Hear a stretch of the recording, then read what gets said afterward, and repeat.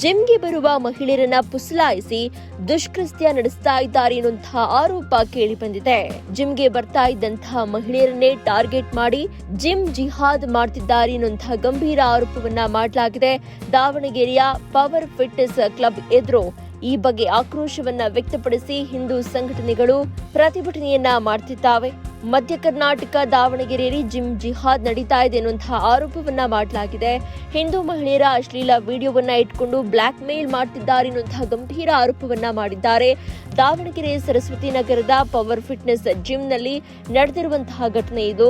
ಜಿಮ್ಗೆ ಬರ್ತಾ ಇದ್ದ ಮಹಿಳೆಯರನ್ನ ಬಲೆಗೆ ಬೀಳಿಸಿಕೊಂಡು ಅವರ ಅಶ್ಲೀಲ ಫೋಟೋಗಳನ್ನ ಇಟ್ಕೊಂಡು ಕೊನೆಗೆ ಅವರನ್ನ ಬ್ಲಾಕ್ ಮೇಲ್ ಮಾಡ್ತಾರಂತೆ.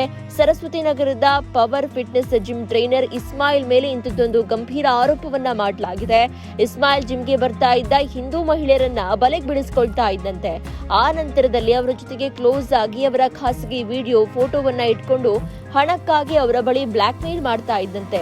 ದಾವಣಗೆರೆ ಶ್ರೀರಾಮ ಸೇನೆ ಇಸ್ಮಾಯಿಲ್ನ ಕಳ್ಳಾಟವನ್ನ ಬಯಲಿಗೆ ತಂದಿದ್ದು, ಇಸ್ಮಾಯಿಲ್ನ ಕಳ್ಳಾಟ ತಿಳಿತಾ ಇದ್ದಂತೆ ಜಿಮ್ಗೆ ಬೀಗ ಹಾಕಿಸಿದ್ದಾರೆ.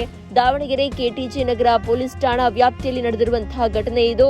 ಹಿಂದೂ ಯುವತಿಯರನ್ನ ಟಾರ್ಗೆಟ್ ಮಾಡ್ತಾ ಇದ್ದ ಬಗ್ಗೆ ದೂರನ್ನ ಕೂಡ ನೀಡಿದ್ದಾರೆ. ಸದ್ಯ ಸ್ಥಳಕ್ಕೆ ಜಿಲ್ಲಾಧಿಕಾರಿ ಎಸ್ಪಿ ಭೇಟಿಯಾಗಿ ಹೆಚ್ಚಿನ ಮಾಹಿತಿಯನ್ನ ಕಲೆ ಹಾಕ್ತಿದ್ದಾರೆ. ನಿಜಕ್ಕೂ ಇಲ್ಲಿ ಲವ್ ಜಿಹಾದ್ ಆಗಿದ್ಯಾ ಅಥವಾ ಈ ಬಗ್ಗೆ ಗಂಭೀರ ಆರೋಪ ಮಾಡ್ತಾ ಇರುವಂತವರ ಬಳಿ ಏನ್ ಸಾಕ್ಷಿ ಇದೆ ಅನ್ನೋದರ ಬಗ್ಗೆ ಹೆಚ್ಚಿನ ಮಾಹಿತಿಯನ್ನ ಕಲೆ ಹಾಕ್ತಿದ್ದಾರೆ.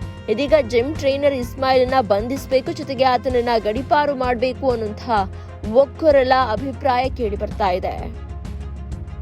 ನೀವು ಸಣ್ಣ ಆಗ್ಬೇಕಲ್ವಾ? ಅದು ಒಂದು ಉತ್ತಮ ಆಹಾರದಿಂದ ಸಣ್ಣ ಆಗ್ಬೇಕಲ್ವಾ? ಪ್ರತಿದಿನ ನಮ್ಮ ಜೀನಿ ಸ್ಲಿಮ್ ನ ಯೂಸ್ ಮಾಡಿ ಯಾವುದೇ ಸೈಡ್ ಎಫೆಕ್ಟ್ ಇಲ್ದಂಗೆ ನೀವು ಸಣ್ಣ ಆಗ್ತೀರಾ.